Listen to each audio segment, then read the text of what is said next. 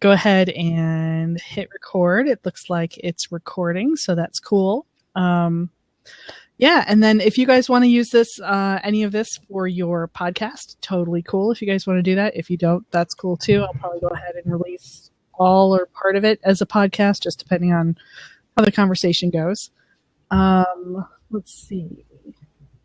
All right. From my understanding, I think we've got 4 seats total. So I've got 1 and then 3 other seats for other people. So hopefully if somebody else stops in, it says that Scott Lang's here. I hope he is. And if he wants to jump in, we can certainly get rid of that link with the very finely manicured. Hi, Scott. Yeah. So, Scott, if you want to jump in, we would love to have you. Perfect. I'll see if I can delete that. Okay. So, got rid of Olin's hands. Okay. That way I can use my own. Scott, there should be a button on that 4th spot at the bottom right that says call in. I think there was a circle with the words call in the center of it. So hopefully, if you've got that, it should just let you jump in. Okay. Let's see. Apologies about any potential background noise. I'm not at home at the moment, as is obvious. I'm at work, and there are plenty of students on the other side of that wall. Exactly. So far, so good. I'm not hearing too much bleed through, so that's good. Okay. All right, cool. We'll just let Scott just listen in. I know that he and I have sort of discussed this briefly. So thanks, you guys, for joining me. This is really cool. We are here just to discuss what has happened this week with the National Association for Music Education.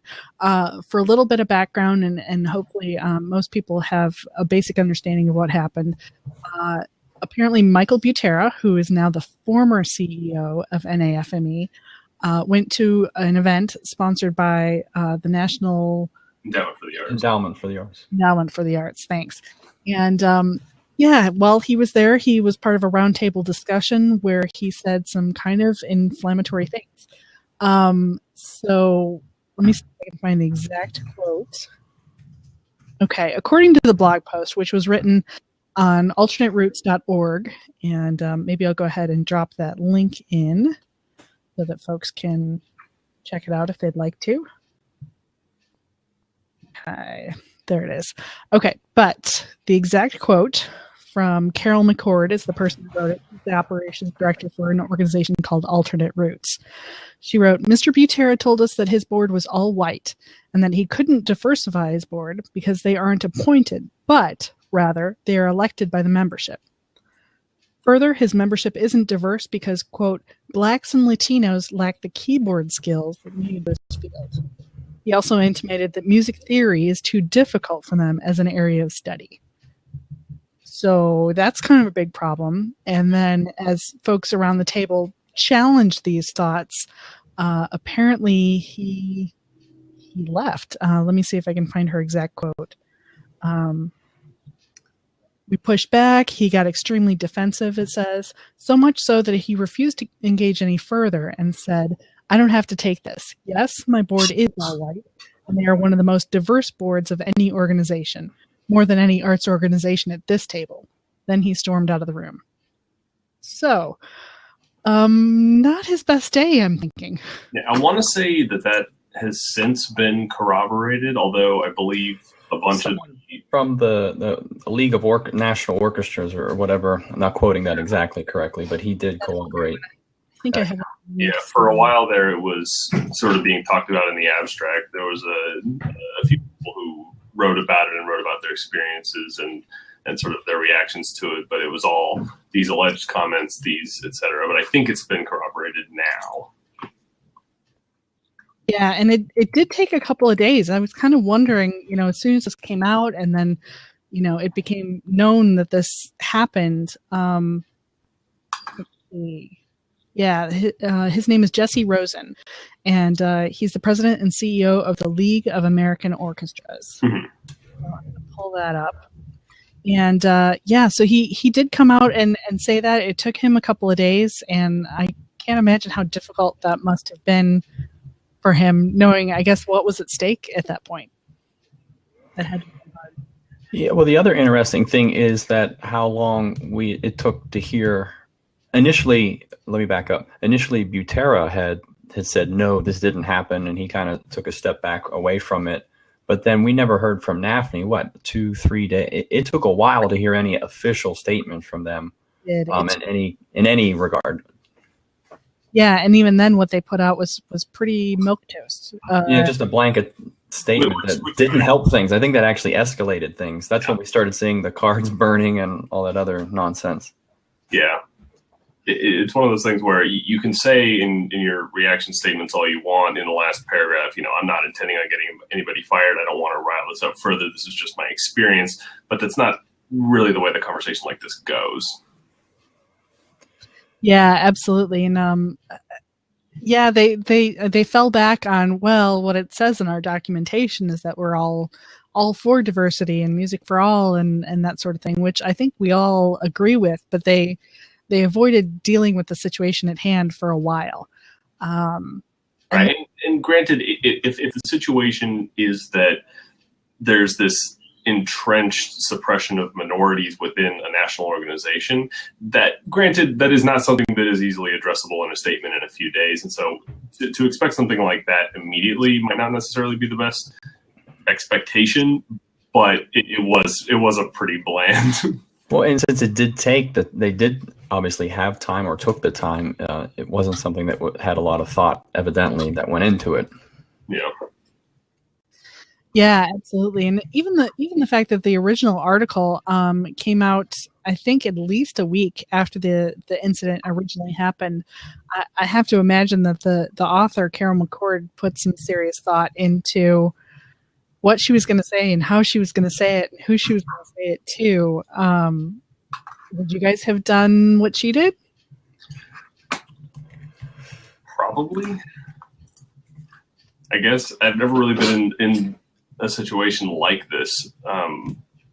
For obvious reasons, I am not on a board in any sort of way like this. We had a hate speech incident last fall around our facility. At the end of camp, we had some graffiti directed towards African Americans on our facility that I won't say exactly what it said, but it's exactly what you're imagining right now.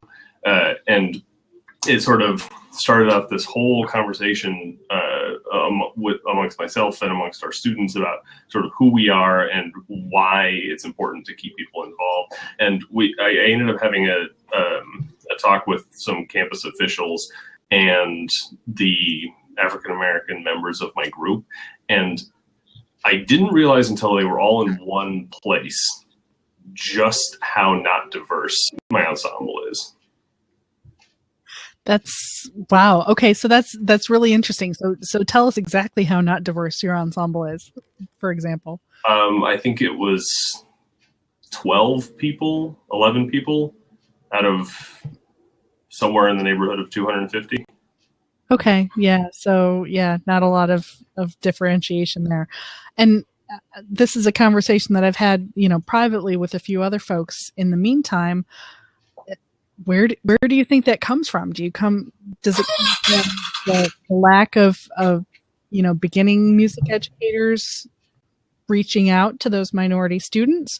Or do you think the minority students maybe don't have the same kind of interest that, us white folks do in joining marching band or orchestra or what have you? I think it's probably less that they don't have interest in it. It's probably much more an access thing. I mean, when we think about sort of the bastions of music education and the band world in particular, which is more what I'm familiar with than any other, we think the Midwest, we think Texas, which to my knowledge are the two least diverse probably areas in the country. I mean, not that they don't have diversity there. It's just not as much as, say, California, New York, the Deep South, et cetera. And so if the organization concentrates on those areas and has its leadership coming from those areas and it sort of self-perpetuates, then it's not a huge surprise that the national organization tends to focus on sort of white Midwesterners, you know. The interesting thing that I thought from the beginning was that how, looking back on my own experiences of teaching and going through school, that how many friends, you know, at school and then colleagues later on, you know, I look at those experiences and, you know, I was surrounded around pretty diverse people in terms of ethnicities, you know, and so it's kind of intriguing. And everything that I've done teaching and education wise has all kind of been here in the Mid-Atlantic area, so states. So when I first saw this come across, I was like, well, my picture of being in this music field is not in any way of what Butera was saying or what the stereotypes might be. It's interesting. Yeah, really interesting. I don't know. I guess I just wonder what his experiences might have been for him to say what he said. And I guess I wonder what happened to the filter. Well, and the second thing was like lacking the what exactly. I mean, we all three, or all of us, everyone around here knows. You know, there's way more than just like keyboard proficiency or keyboard skills. I don't know why it was why his quote just didn't make any sense to me. You know, why it was singled out to like the keyboard skills or can't do that, or there's so much more than that, and that's just a very small part of it. You know, right? And it's not like, to be perfectly honest, it's not like a lot of very competent ensemble members at the high school level, at the college level. It's not that they have, you know, music theory skills and keyboard skills that are at a super duper high level. You know what I mean? Mm-hmm. It is, and I mean, I guess we have to take it with a little bit of a grain of salt, because it was something that was said over a table in a conversation, not a pre-prepared and well thought out statement. You know what I mean? Like if it's something that's written down and posted on the NAFNE website, I feel like that's much more evidently quotable as they thought this through, and this is exactly what they mean. So it's probably just indicative of something a little bit deeper. Yeah, it's a good point, and I've mentioned this to a couple of people that I've talked to over the past few days. I mentioned that Mr. Butera is actually from the Pittsburgh area here. I actually met him a couple of years ago at the Bands of America Grand Nationals, and he was there for one of those NAMM call-in events that they were doing live. And so I had a minute to meet him, and we talked about how he was from Pittsburgh, and I had just moved to Pittsburgh, and so we bonded a bit over that. And fast forward, you know, a few years, and last month here in town, there was a local news anchor who got hot water. Actually, she got fired over some comments that she made on Facebook about a crime that had happened. It was murder. A couple of black individuals had murdered. One of the biggest murders we've had, and yeah, right, like almost ever. Like 6, right? Yeah. I think that got killed. Really rough. But she decided on her Facebook page, which was branded with her name and the station's call letters, to theorize as to who had done the crime. She theorized that, you know, they were black, that they lived right there in the bad neighborhood where it happened, that they'd had run-ins with the police before, that their mothers had multiple babies by multiple fathers, and just went off on all the horrible, you know, racist tropes you could think of. And furthermore, when she was challenged on these things, doubled down on them and deleted comments underneath her Facebook post, you know, that disagreed with her. Long story short, just an egregious lack of judgment. But it was really kind of a window into the way some people think about race. Because I have to say, among my friends and family in the Pittsburgh area, boy, it sure seemed like about 3/4 of them agreed with her. that they saw the issue the same way, and that, you know, it was political correctness run amok, and she shouldn't be fired because she's not politically correct. She's just saying it like it is. So with that backdrop, having Michael Butera, who's from this area, say the things that he said and the way that he said them, it just rang very familiar in my ears with what had just happened. It's interesting to think that has we'll never know unless we talk to him, and I think, Kathleen, you have the opportunity maybe to do that. Yeah, if he has been, down the path of those comments, has he had that kind of train of thought in the past? Is that a norm? Has that been in discussions? It's hard to word that right now for me, but basically, those things don't just pop into your head sometimes. Right. And I'm sure it wasn't the type of thing where he actively spent years thinking, oh, this is true. Do I think this is true? Yes, it is. Obviously, that's true. And then so the comments end up being a reiteration of something that has been previously mulled over. It's just, it's a sense that unless you sit and actively think about your place in the world and other people's place in the world, it's very easy to have all of your thoughts about society stem from, this is my group of people and other groups of people are other people and they are not, the same as me. And so how are we different? And then you start associating generalizations and then it sort of goes down that path. And if you don't actively think about it, it starts sort of moving into other areas of your life, into your professional world. Well, Blacks and Latinos do this because of this. Asian kids do this. White kids do this. Where that's almost certainly not the case because people don't work like that. You know what I mean? Right. Yeah, and it's interesting. I mean, humans are just wired to look for these mental shortcuts. I think these heuristics where they're just trying to process a lot of information fast, and it's quicker and easier to rely on some of these things that really end up snowballing into full-blown prejudices. So I think a lot of times it's not somebody being evil necessarily. It's just somebody thinking the way they think, and maybe they haven't been challenged on what they think and why they think it. Well, and the challenge word gets me off to this point. And Kathleen, when we were doing the test before, I kind of touched upon this. It'd be interesting to know if his character is something like how he operated in this meeting. I think two things, and I'm going to try to do this justice, especially with Scott listening in. But when you are that person, the head person, the top person, the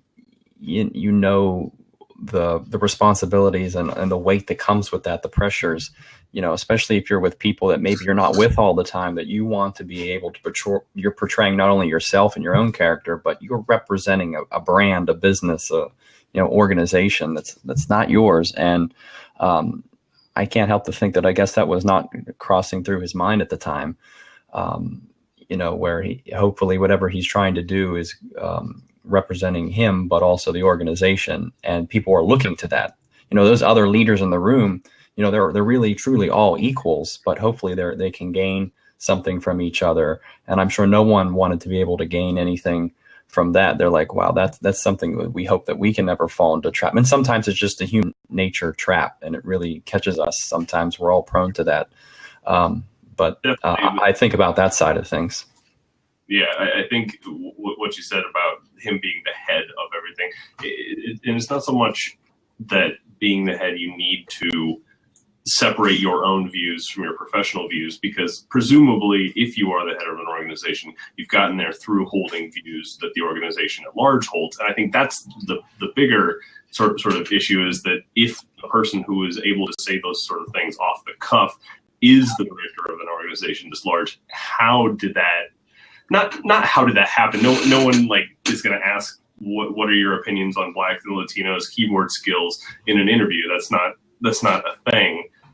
But at the same time, how does someone with that sort of worldview end up in the position that he was in? Especially it was an event of talking about diversity in arts, correct?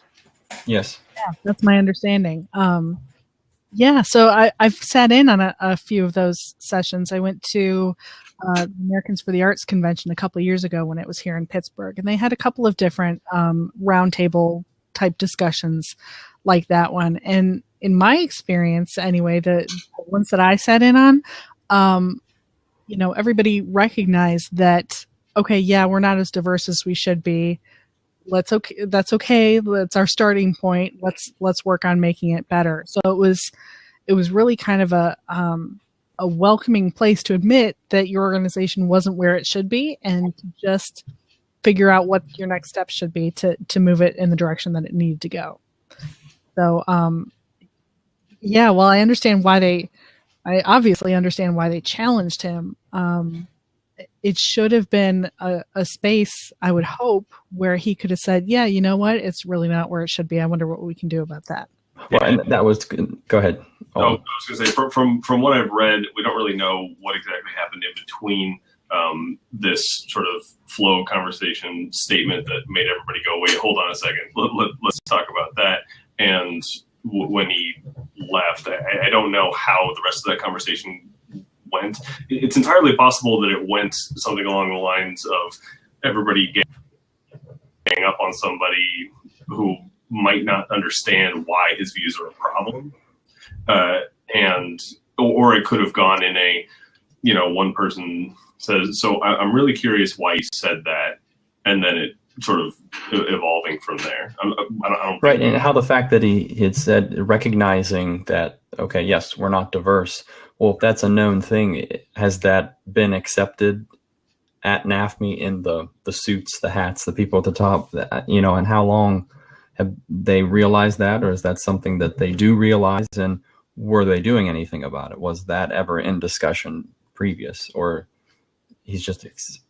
Yeah. And from what we heard later, and granted, this was not at any sort of national meeting or anything, but an educator out of someone who was the president-elect to OMEA, and I'm not sure if that was Oklahoma, Ohio, or Oregon. I went to school in Oregon, so I should probably know.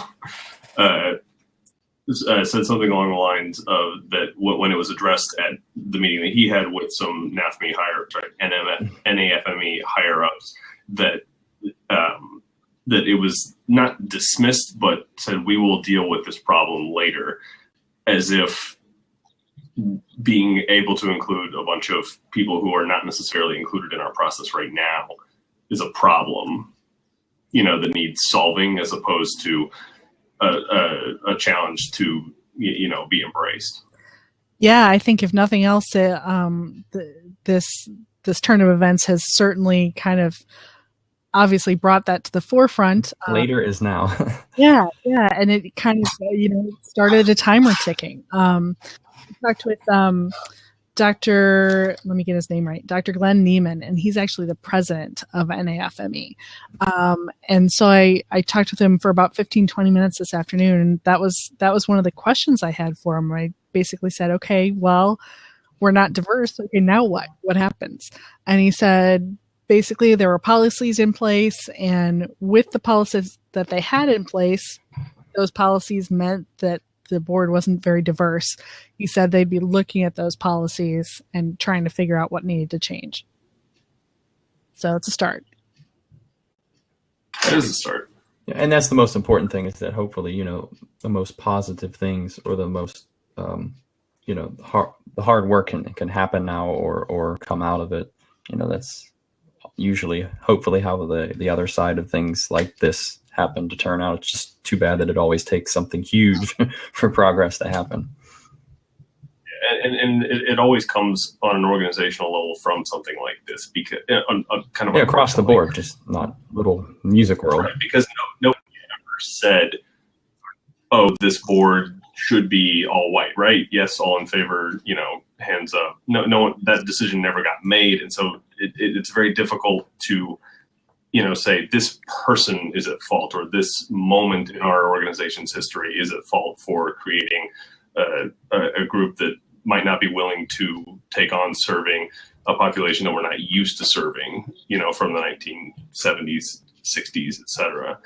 No one ever makes that decision, but it takes something like this for us to go, oh, wait, we're not, no matter whose fault it is, we as a group are not serving these people correctly.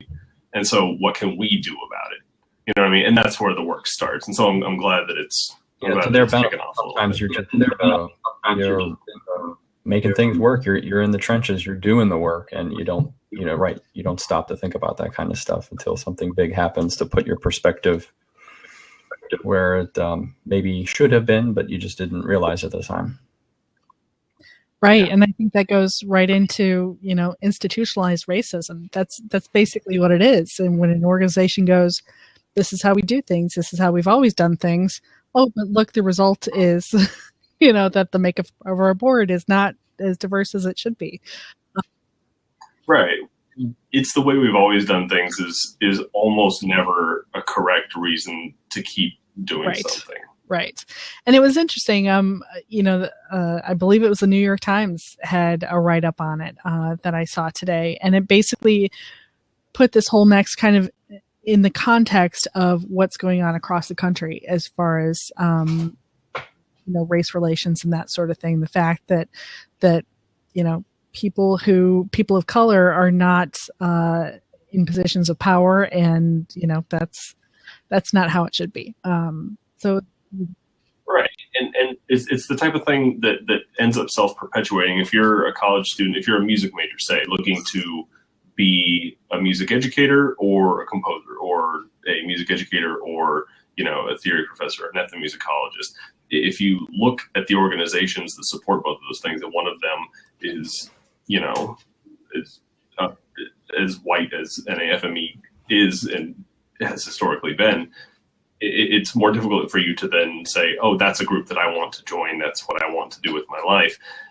And similarly, then later on down the road, you have way fewer people to accept leadership positions in those in those organizations because of what happened earlier. And so it takes something like this, frankly, to sort of stop that from crashing in upon itself. Absolutely. And get people to stop and think, okay, what do we really want to represent? Boy, this whole issue, though, and this might be going down a little different path right now. And I'm not even saying this because of Scott listening in, because I know this is his main thing, and he's very passionate, and he's one of the best at it. But, this issue, political things, there's lots of different examples we can pull from in the world. It really just comes back to basic being great people, being honest people, being all those things that we try to teach these kids growing up with the leadership business, and as I've gotten,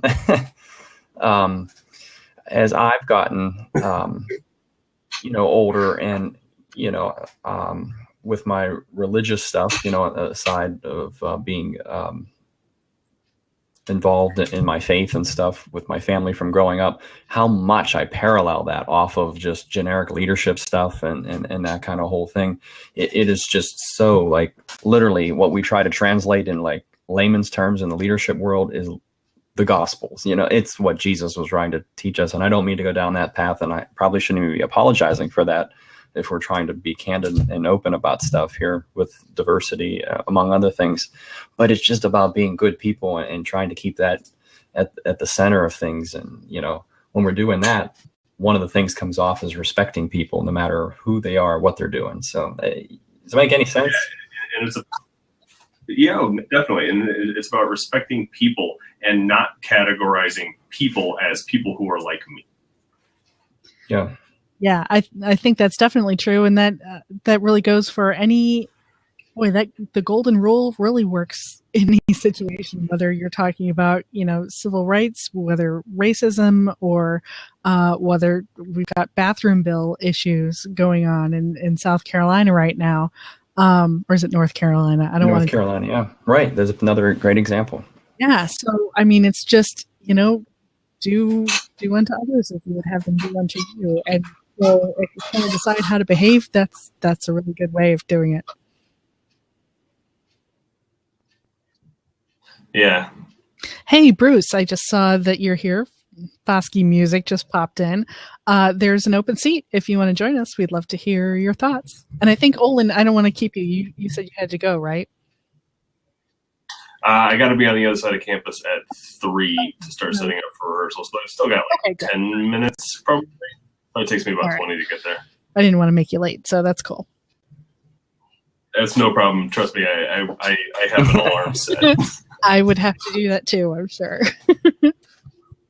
Yeah, well, the trouble is, so UC Davis is a massive campus, and walking across it takes a pretty long time, and so I do have to set alarms, not just 5 minutes until you have this appointment. Well, that appointment is 20 minutes walking away, so you gotta Exactly. set them. Exactly. This is not me being responsible. This is me doing the absolute base that I could possibly be doing. Well, while you're here for a few more minutes, then you had mentioned earlier how you realized that your ensemble was less diverse than you thought it was.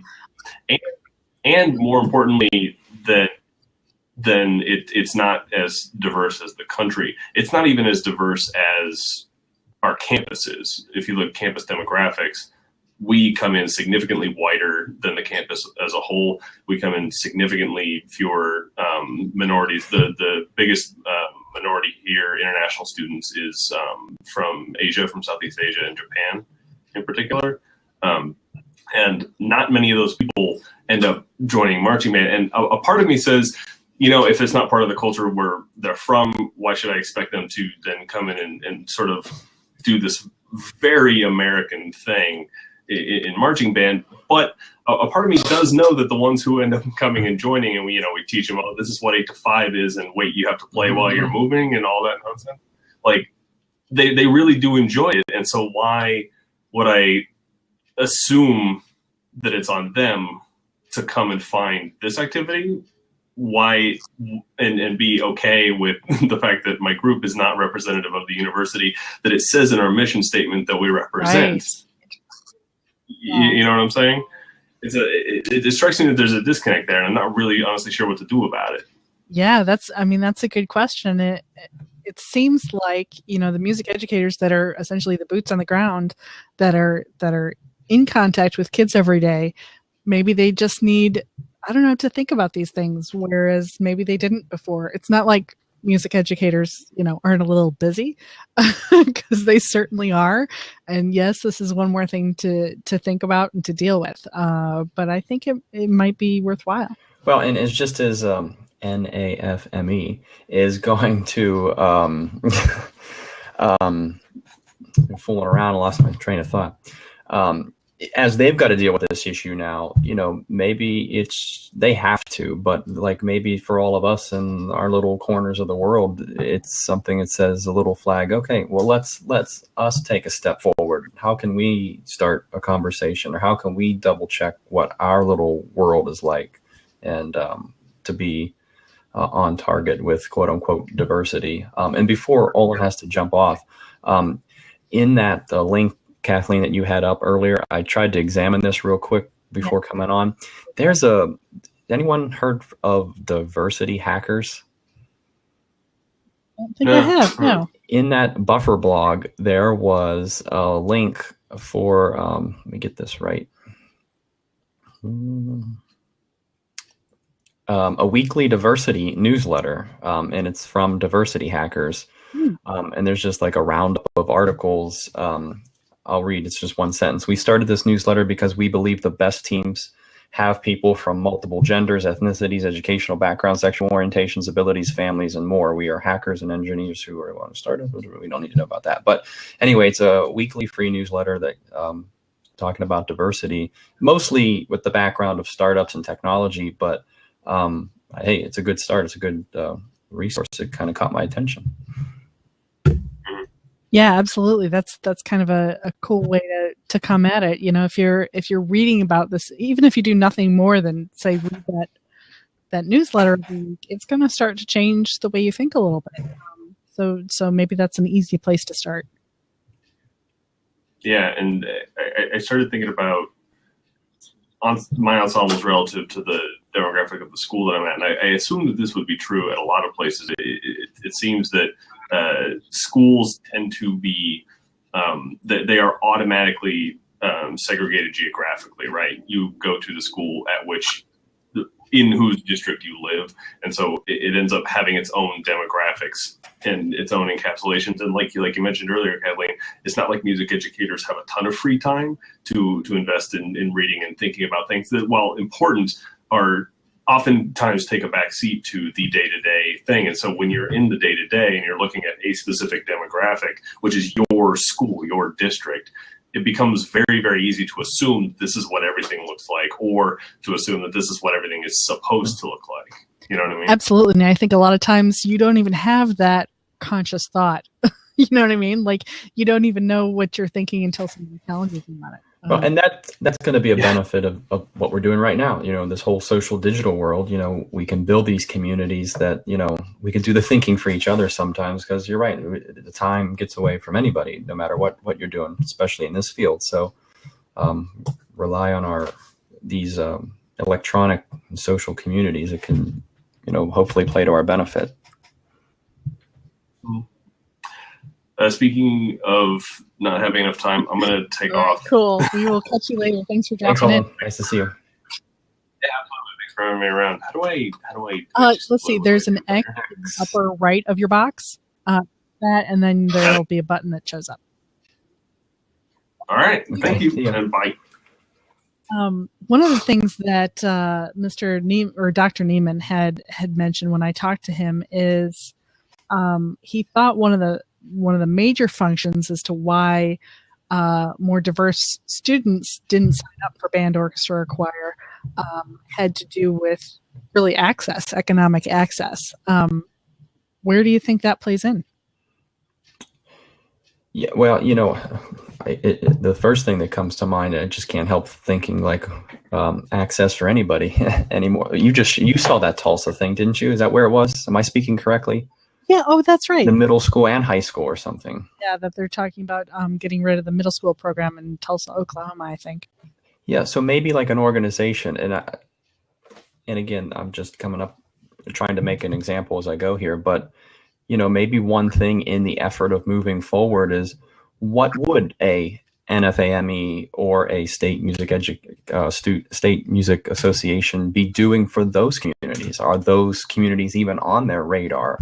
You know, we certainly always do a very good job of recognizing the people and the programs that are doing it at the highest level. You know, they benefit from having great teachers and because they have great resources, and there's nothing against what those kids are accomplishing, because that's fantastic. But, you know, what are those other communities, though, can be benefiting more from the state and national organizations, you know, in some way. I think that's just me. Yeah, no, I think you're right. And I think part of the problem is obviously the way schools are funded. I know here in Pennsylvania, there's, to the best of my knowledge, there's not even a fair funding formula where they decide how much funding each school gets. So I know that's something that needs to be worked on at the state level and possibly even the federal level. And and it starts with us having a budget. Yeah, Pennsylvania. That's if we could actually do the work that you were elected to do, which maybe more people like us just need to run for office. But after having watched about 5 minutes of election coverage, that's not happening. Scott had a good point down there, Kathleen, about access. Oh, access is not the critical barrier between enrollment and diversity. Interesting. I'd like to hear more, Scott.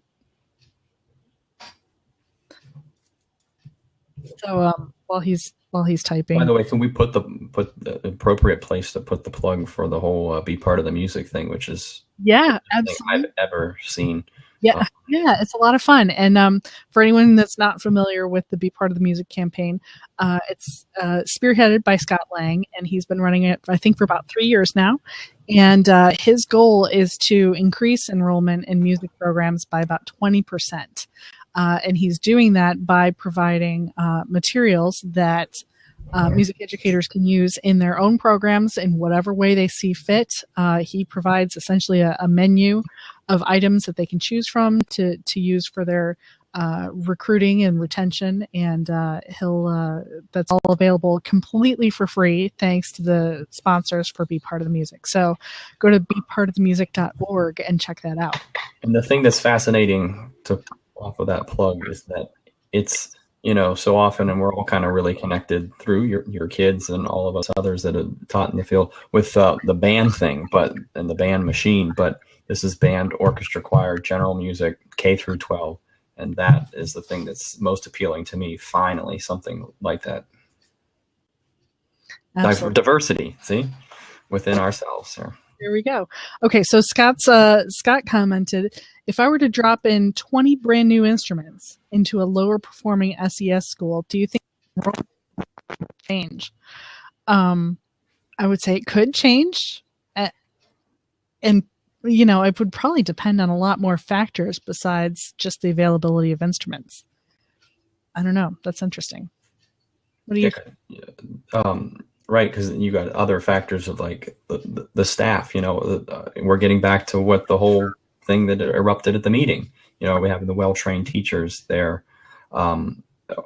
What about the community in their view or acceptance of music and the arts in general? Do they understand? Do they know what kind of education is going not only to the kids but to the community if need be? Right. Yeah, and Scott dropped in, equipment is not the issue. It is the single greatest fallacy in the advocacy world. I think you've got a point there. It's definitely kind of a many-headed beast. There's so many different factors that go into a successful program and recruiting and retention. So yeah, definitely. Let's see. There was one other thing that I wanted to. Oh, I know what it was. As far as offerings in school music, obviously we've got the standard, band, orchestra, choir. And I think that's been kind of long-standing. Everybody knows that. It's kind of based on, a Western understanding of music education. Do you think it's worthwhile diversifying offerings? I know in some schools with high Latino populations, they've got mariachi music. That was the example, yeah. Yeah. It's a big deal. A few schools do something with rock and other genres as well. I know Scott and I touched on this briefly, and he made an excellent point, which is if you're going to attempt to have classes like that, you have to be able to fill the classes in order for them to be financially viable to be offered. So I think that's a big point. Yeah, it gets to that general thing, though, sometimes trying to find what is the audience, what are your kids, what are they interested in, what will keep them going. Sometimes, in these quote-unquote iffy programs that we're talking about, that's I think a key, about trying to connect at their level to get them interested. And then you can take them wherever you want once you have them, and you're building that excitement and that passion and that trust. Right. Yeah, I think that you have a good point there. Scott just chimed in, 32-1 is what gets funded, meaning I believe, correct me if I'm wrong, that you've got to have 32 students and one educator in order to make a go of that class. So, yeah, it's definitely worth thinking about.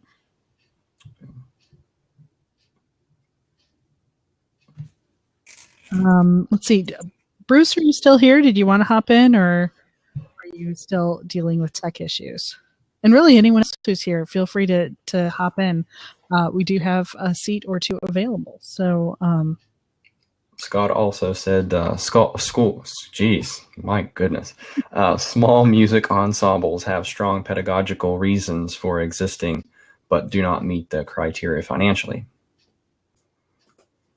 Yeah, that's a good point. I was at the Music for All National Festival, and I did notice there are a number of smaller ensembles that did perform, and they were absolutely outstanding.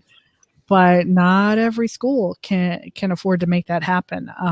And a lot of time in the schools that is existing, it's like a secondary thing. They still have the main stuff happening.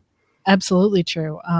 Yeah, I know that for my own kids, the small ensemble experiences that they've had have been almost completely outside the school day.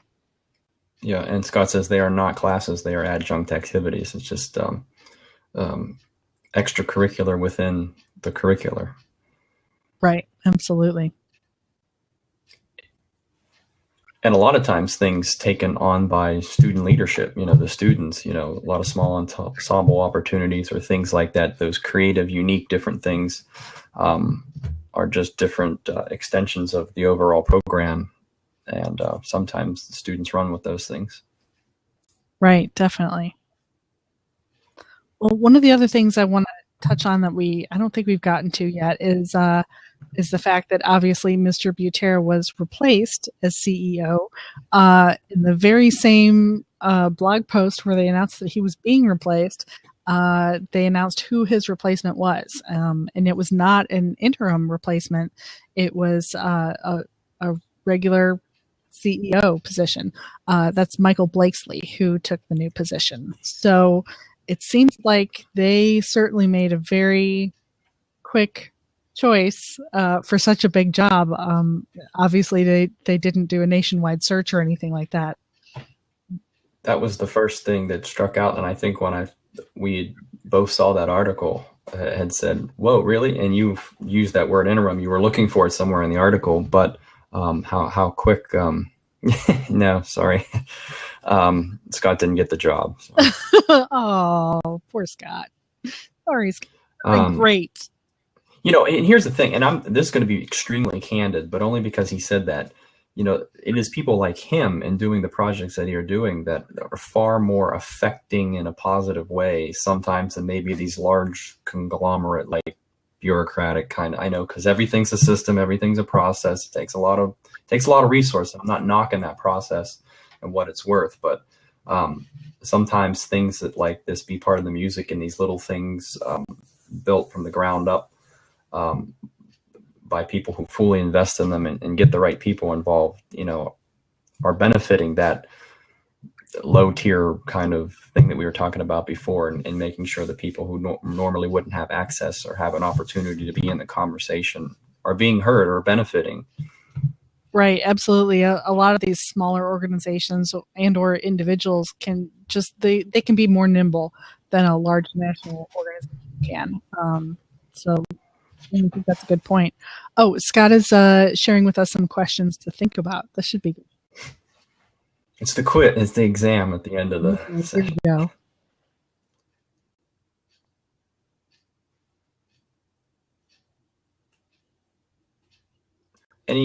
While he's typing, any other interesting perspectives that you gained from your conversation today with the president? It was a good conversation, and he's a great guy who's been very active with NAFME for a long time, I think on the order of 30 years. I guess I wanted to get more down and dirty and get more details than he was kind of willing to share in the time that we had. He basically said that, decisions were made, discussions were had. This is what we decided. I remember I pressed him a little bit on how quickly that decision was made with who to replace Michael Butera with. And he basically just explained that it was a lot of intense discussion went into it. But it certainly seems like for a position like that, I don't know how they typically hire for a position like that, but it seems like more should have gone into it. It was surprising. That was the biggest takeaway. It was surprising at what happened to get this all started with the other MB1. They both have the same initials. Did you realize that? I did know. But placard on a door somewhere that they just want to pay to have. That's why it was an easy decision. That's why it happened. It'll be okay. At any rate, but the second thing was just how quickly the process wrapped up. Yeah, and he even, went on to say that, he heard some heat about, boy, you guys didn't move fast enough, or gee, you guys moved too fast. I suppose you're going to get, heat from both directions in a situation like this. I would say that initially they didn't move fast enough. Wearing my PR hat, I was watching what they were saying in real time and cringing because I bet adequate for what was going on in the online conversation anyway. But then it seemed like once they made the decision, they almost decided too fast exactly who to replace him with. And he did explain to me that Michael Blakesley does have experience working on diversity issues, and I believe him because I have to. Because I haven't. You wouldn't have any reason right now not to. Yeah, exactly. So, but it might have been nice to see a person of color up for the job, maybe. That crossed my mind. I mean, not just because it's an obligatory thing now that we have to do this, but yeah, considering certainly what the initial problem was in the first place. Yeah, it would have been nice to put a face besides an older white man maybe up there. So I don't know. We're thinking. It'll be telling, now to be fair, it has to be, they have to be given the time and to see, like where are we in 3 to 6 months, that very short term period, what's going to happen immediately, or, what is the plan past that? Is there any talk about what they could do long term that we need to come back in 3 months, 4 months and see what's happening. Hopefully something major. Here's hoping that, we make some positive steps forward in that time. Okay, so Scott has shared a couple of questions with us. The first one is, if the NAFNE board were more diverse, would it have any impact on the diversity in enrollment in music programs? That is an excellent question. I don't know. Your thoughts? I mean, when I saw the question pop up, I was trying to think initially. I mean, I just want to say no. Maybe it gets to the thing where my brain is just stuck around it just being a huge, big thing that, that's the interesting thing about going to this presidential election. I know we brought politics to this a couple of times already, but, at the end of the day, what exactly everything that the president wants to do, you're still living your life. You're still doing what you do every day. Not every single thing affects you. Yeah, maybe some things long term, but sometimes I think people lose scope of that, particularly in an election cycle as heated as this one. I'd say the same thing is applicable here. The day to day in the school. I don't know if the answer is yes right away to one. Yeah, I would agree that probably right away the answer would probably be no. However, I do think there is value in having voices that are different from one another and different from your own. And I think perhaps over time it might change the scope of the sort of things that the organization works on. Maybe they would have more of an outreach effort to different community minority communities. I don't know. Right. That's my thing. The thought process in the long term could be completely different. And his question number 2 was, is this a cultural issue, race, creed, or gender, or a socioeconomic issue, schools and communities that can afford versus not? Oh boy. I think it's all tied up together in one big mess. Yeah. Yeah, I think because of the race issues in this country and the socioeconomic ramifications of the race issues in this country, I think they're kind of inextricably tied together. And I think that people are starting to take a closer look at that now. So it'll be interesting to see, if we make any progress on it anytime soon. Can I also add, this would be 2A, and this is way, way more generalized than just talking about the music field, music education, arts education.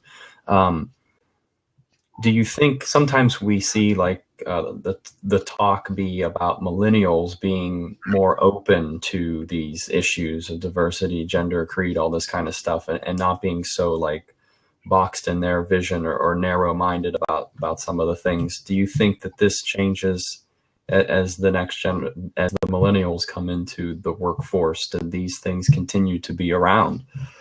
Or, you know what I'm saying? It's like a generational issue. Thank you.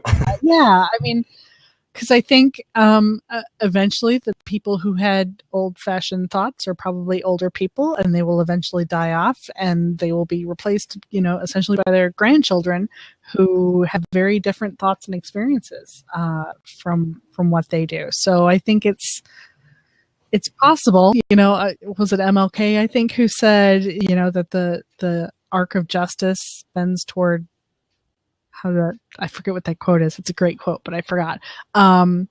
So eventually we'll get to something more just. I think it'll take time.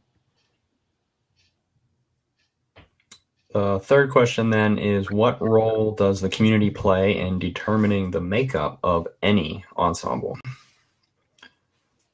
Fascinating. Well, obviously it plays some role because the ensemble is made up of members of the community. Boy, that's a question.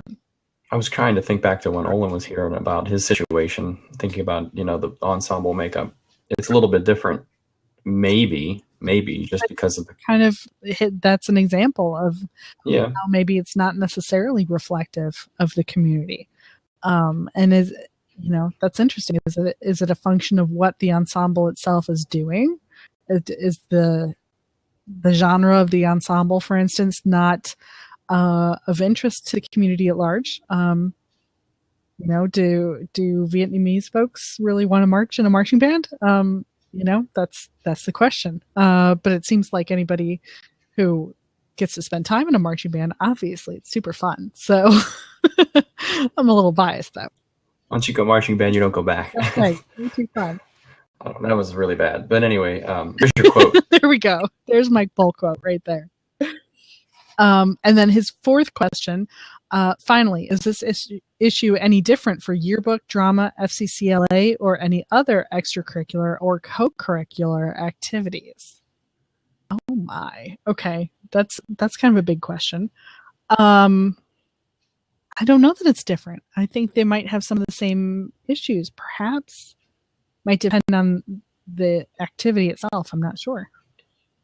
And I think this is where, music comes out just a little bit different sometimes, just because of pure exposure part of things, like what we do. And that's maybe why the band folks win the battle sometimes, because what they're doing is just, particularly when you think about like high school, collegiate levels, that the marching band is what people know. It's what they see all the time. And for that sole reason, it kind of edges other things out sometimes. The music thing being so much more involved sometimes than these things, or not more involved. I don't want to say that to tick off our yearbook people, but what I'm trying to say is that, the exposure of who's seeing what they're doing, kind of a deal. Yeah, I think that's a good point. And Bruce, thank you. I mangled that quote badly, which makes me feel bad because I really like it. He says the correct quote is, "The arc of the moral universe is long, but it bends toward justice." He says it's attributed to many, but often Martin Luther King Jr. So thank you for fixing that for me, because I felt terrible about that. Oh, and then Scott added on, i.e., so I think that's for example, right? Baseball, hockey, lacrosse, golf, or any other traditionally non-diverse activity facing similar concerns. Good question. Yeah. And I think that when we start bringing the sports in, the thing that comes first to mind is like how we think of certain sports as being germane to certain ethnicities. That's a good point. You expect to see, for instance, more African Americans go out for basketball or right. Whereas you would expect to see a lot of white kids playing golf. So interesting. So then in the basketball arena, are we having a discussion? Flip this around. It's completely flipped. I don't know. Yeah, it's a good question. Yes, exactly my point. Yeah. So, boy, yeah, there's just a whole lot of issues, but I'm really glad that we're having this conversation, because I know last week at this time we weren't talking about this. So I think it's a healthy conversation for music education professionals to have. Yeah, it just brings things that maybe should be conscious to become conscious. We obviously had an iffy thing that happened or a bad thing that happened through Mr. Butera, but hopefully, it's all of our jobs to, not necessarily like do cleanup, but to say, oh, listen, we don't want to fall in this trap again, or we shouldn't fall into this trap in our little small neck of the woods. Let's keep this a conscious thought. What can we do to contribute positively? Right. And the other part of the conversation is too that I think, especially online, all too often these discussions start and it just devolves into name calling and people settling at polar opposite ends, screaming at each other, where of course nothing gets done. So, I think it's worthwhile for us to have these conversations. Maybe some of us are somewhere in between. I certainly don't think Mr. Butera is evil. I think he's a great person who's done a lot of great work for music education, and either he said something dumb or otherwise just needed his thoughts challenged. And so I think, we shouldn't devolve into calling each other, politically correct or racist. I don't think that helps anybody. And I think, the idea of being called racist stops a lot of conversations before they start. So I think it's worthwhile to kind of help create a safe space, if you will. And let's not run. We can't run away from it. That's not something that is just like, ooh, that's pushing it. We have to accept that. First of all, why is it something that we would run away from? Why is it a problem in the first place? I guess we just kind of all have to be a little bit bigger at it, bigger people with it, and accept. Absolutely. It's hard because these conversations get uncomfortable, and I've been doing a little bit of reading up on some of these racial issues, and it's been said that it actually feels like when white folks, if you will, going back to what do they call it? I'm blanking on the term. When white people get preferences and they don't. Preferential treatment. Yeah, there's a special word for it that I'm blanking on. But basically, when folks point out that privilege. Thank you, white privilege.